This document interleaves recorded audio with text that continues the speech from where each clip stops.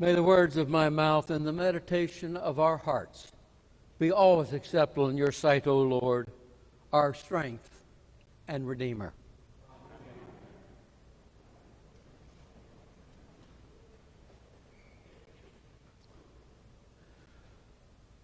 We have hit a stretch of gospel readings where we're going to hear about the bread of life.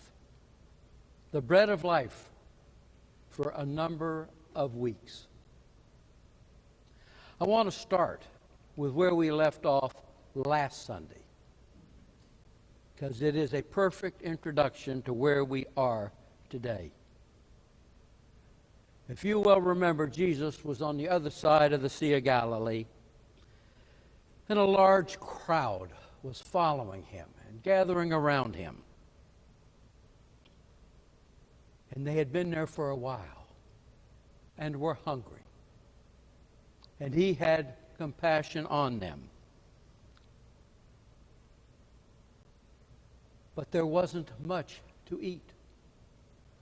5 barley loaves, 2 fish that belonged to a small lad who gave them to Jesus. He blessed them, broke them, and distributed them. Somewhat akin to what we do every Sunday here. And they were fed, and they were satisfied. So satisfied that they started to acclaim, "This is indeed the prophet who is to come into the world." And as John continued writing, he wrote, "They were about to take him by force and make him king." That's where we ended up. He did not want to be king. And the gospel tells us that he left. He went up the mountain by himself. The disciples went on in the boat, but Jesus stayed on the mountain. Now, from today's reading, it's obvious that the crowd did not entirely disperse. Because it says, the next day, when the people who remained after the feeding saw that neither Jesus nor his disciples were there, they too left to see if they could find him. And they did.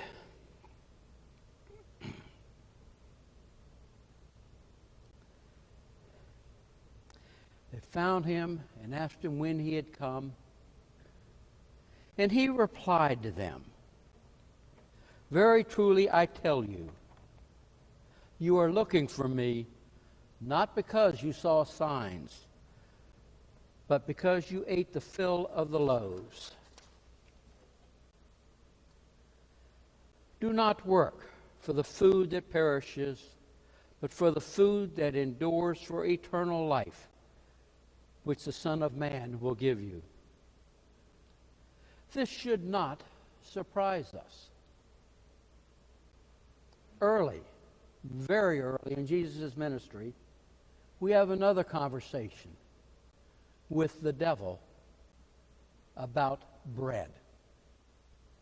If you will remember, Jesus, after his baptism, went out into the wilderness for 40 days and did not eat.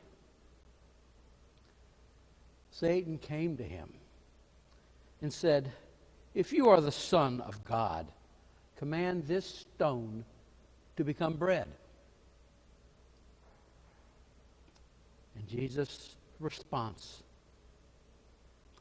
"Man shall not live by bread alone, but take something else, not just bread, but by every word that proceeds from the mouth of God."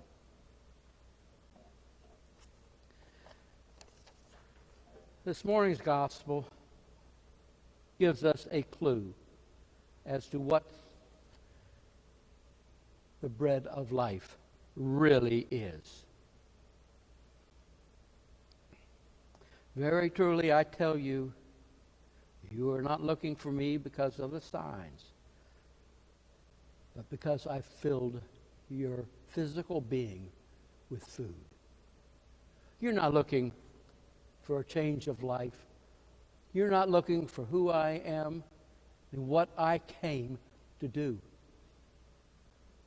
You have your own physical needs, and you're looking to get them satisfied. Too often, we pursue things that don't really matter to us, that aren't important. We pursue things that will satisfy our physical life, our wants, not our needs, but our wants. In 19th century China, they had a rice famine. And they gave a name to a group of Christians there. The church had rice. So people started coming to church. Not for the church itself, but for what they could get out of the church. Rice. And they gave these people a name. They were people who came to church because they were seeking material food. These people were converted. They were baptized. They joined the church. And they remained active members as long as their physical needs were met. They were met by the generosity of the congregation. But once the rice famine passed, they didn't need the rice from the church anymore. And what did they do? They left. The church was only satisfying their physical needs. This happened not too many more years ago when the churches in Eastern Europe were standing up against the oppression of the communist rule. The churches were doing everything they could to support the people in their desire to rid themselves of the communists. And that worked. Churches grew. They grew, expanded, until the wall fell. And Eastern Europe was freed. And what happened? People left the church. They didn't need it anymore. The people who were attending these Chinese churches, they didn't need the church anymore. Their physical needs were met. The people in Eastern Europe didn't need the church anymore. They had gotten their freedom. And I suggest to you that some of this may continue on even today. Why do we come to church? For fellowship? To see people? A break during the day? Or are we coming to learn about Jesus? The eternal life. Giving up the material needs and concentrating on our spiritual needs. It's time for us to examine our own souls. Where are we? What are we pursuing? We pursue all sorts of different things.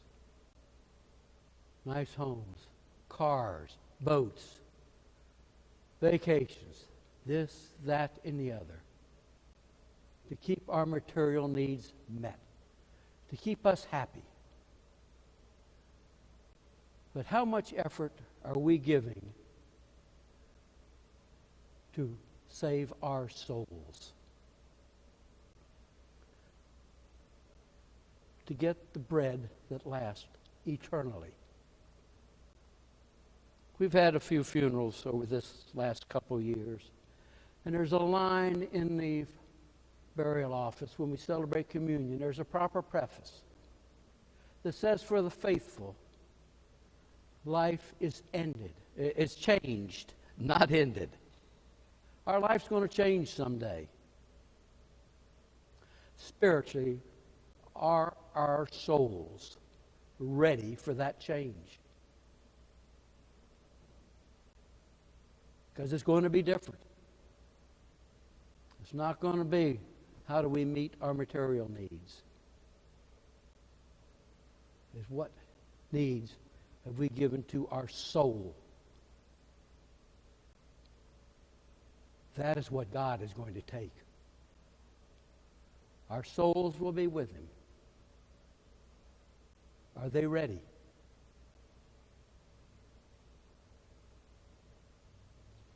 I'm hoping mine is. I shall continue to work on it. But that's the important one.